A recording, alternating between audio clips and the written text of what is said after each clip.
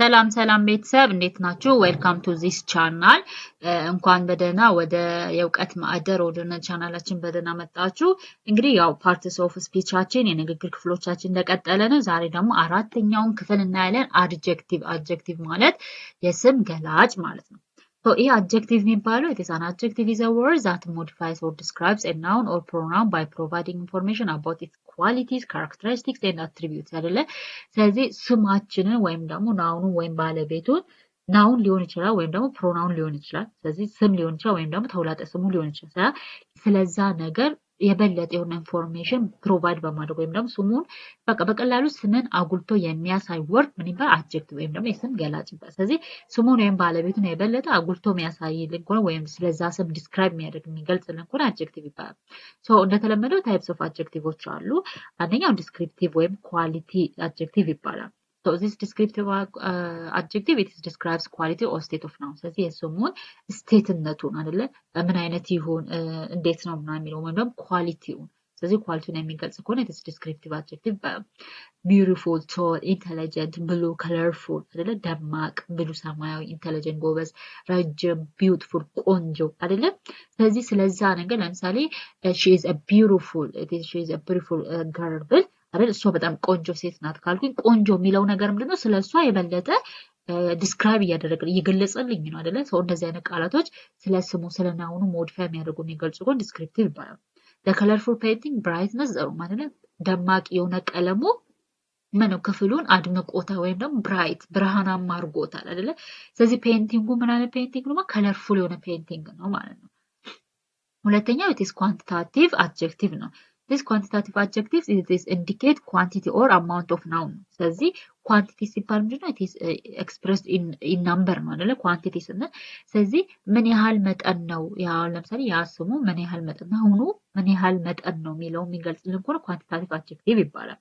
Example some, many ጥቂት፣ ብዙ ጥቂት several በጣም ብዙ enough በቂ አያ ስለዚህ amount of a noun የሚገልጽልን ከሆነ it is quantitative ይባላል። Example, there are many stars in the sky. ሰማዩ ላይ በጣም ብዙ ስታሮች አሉ። ብዙ many የሚለው ብዙ አይደለ? stars ምንድነው? stars አሁን ለምሳሌ ናውን ነው አይደለ? ስለዚህ ሰማዩ ላይ ብዙ ስታሮች መኖራቸው የሚገልጽ ኳንቲቲው የሚገልጽልን ከሆነ it is quantitative ይባላል።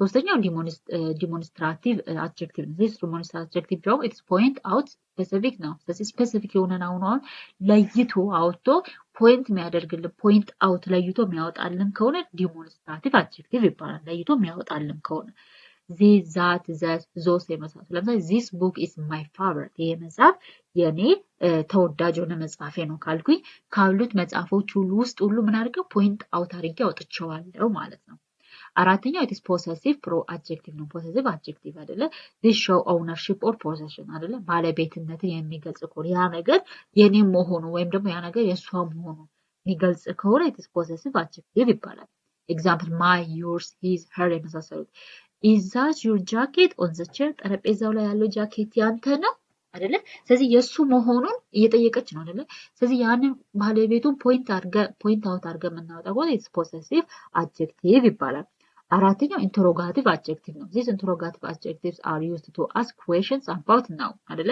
ስለ ናውን የሆነ ጥያቄ መጠየቅ ከፈል ስለዛ ናውን አይደለ ስለዛ ባለቤት የሆነ ነገር መጠየቅ ወይም ስለዛ ናውን ስም የሆነ ነገር መጠየቅ በፈለግ it is interrogative adjective ነው which what whose የመሳሰሉት example what color do you prefer for the walls አይደለ ግድግዳው ላይ ለግድግዳው ምን አይነት ቀለም ነው የምትፈልጊ ወይም ደግሞ የምትወጂው ምን አይነት ቀለም ነው አይደለ color አይደለ what color do you prefer for the walls wall የሚለው ነው it is noun አይደለ ስለዚህ ለዛ ግድግዳ ምን አይነት ቀለም ነው prefer የምታደርጊው የምትመርጪው የሚለውን ይገልጻል ማለት ስድስተኛው distributive adjective ነው This distributive adjective it refers to individual members of a group ነው ስለዚህ individual members of ስለዚህ በዛ ግሩፕ ላይ individually ያሉ ሜምበሮች የሚገልጽ ከሆነ distributive adjective ይባላል example each every either neither የመሳሰሉ each student must submit their assignment by Friday ስለዚህ እያንዳንዱ ተማሪ ዓርብ ዕለት አሳይመንቱን ሳብሚት ማድረግ ወይም ማስገባት አለበት አይደለ ስለዚህ እያንዳንዱ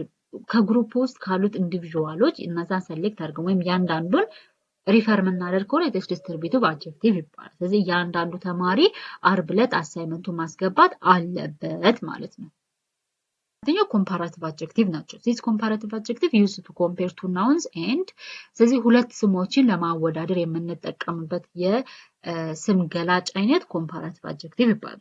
ሶ ይሄን በምናወዳድርበት ጊዜ ምንድነው ወርዱ ላይ ኢአር ወይም ደግሞ ሞር እንጠቀማለን። ኤንድ መጨረሻ ላይ ደግሞ ከወርዱ ጋር ዛን የምትለዋን ነገር አድ እናደርጋለን እንጨምራለን ማለት ነው። ለምሳሌ ወርዱ ቤዝ ወርዱ ኢትስ ቶል ቢሆን ምን ይሆናል? ቶለር ኢአር ጨምረን ቶለር ይሆናል።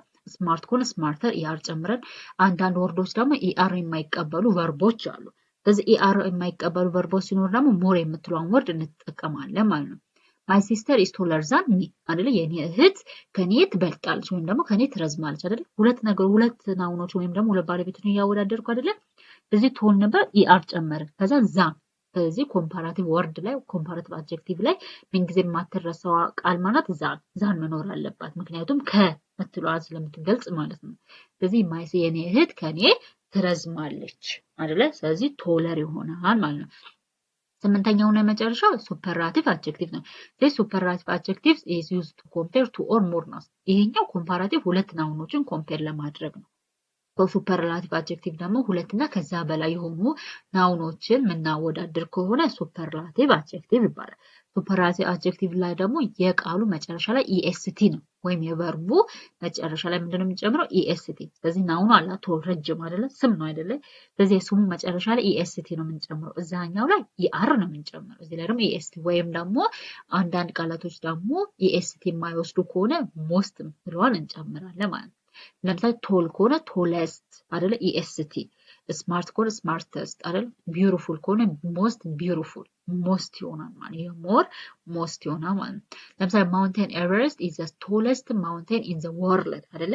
ስለዚህ ኤቨረስት ማውንቴን ኤቨረስትን ዓለም ላይ ካሉ ተራሮች ሁሉ ጋር እያወዳደር ነው አይደለ? ሱፐርላቲቭ ሁለትና ከዛ በላይ የሆኑ ናውኖችን የምናወዳደር ከሆነ የምንጠቀመው ነው። ስለዚህ ኤቨረስት ማውንቴን ኤቨረስት ዓለም ላይ ካሉ ተራራዎች ሁሉ ምንድነው ረጅሙ ነው ማለት ነው። እንደዚህ ሁለትና ከዛ በላይ የሆኑ ስሞችን ስናወዳደር ሱፐርላቲቭ አድጀክቲቭ እንጠቀማለን ማለት ነው። አድጀክቲቭ በቀላሉ ይሄን ይመስል ነበረ።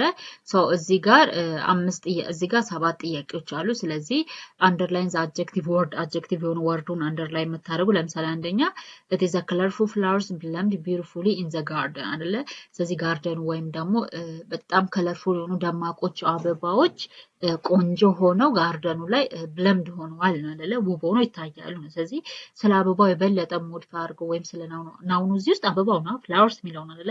ስለዚህ ስለሱ የበለጠ ሞዲፋይ የሚያደርገው አድጀክቲቭ ማለት ኢዝ ከለርፉል የሚለው ነው። እዚህ ከለርፉል የሚለው ምንድነው? ኢት ኢዝ አድጀክቲቭ ነው ማለት ነው። ከ2 እስከ 7 ካለ ውስጥ አድጀክቲቭን አንብባችሁ ኢት ኢዝ አንደርላይን ማድረግ ነው። በጣም ቀላል ነው። ሌላው አድጀክቲቭ ውስጥ ደግሞ አድጀክቲቭ ኦርደሮች አሉ። ስለዚህ ስለ አንድ ናውን ሞዲፋይ የሚያደርጉ ብዙ አይነት አድጀክቲቮች ሊኖሩ ይችላሉ። ስለ አንድ ናውን ሞዲፋይ የሚያደርጉ አድጀክቲቮች ሲኖሩ እነዛን አድጀክቲቮች የምናስቀምጥበት ኦርደር አለ ማለት በቅደም ተከተል ነው የምናስቀምጣቸው።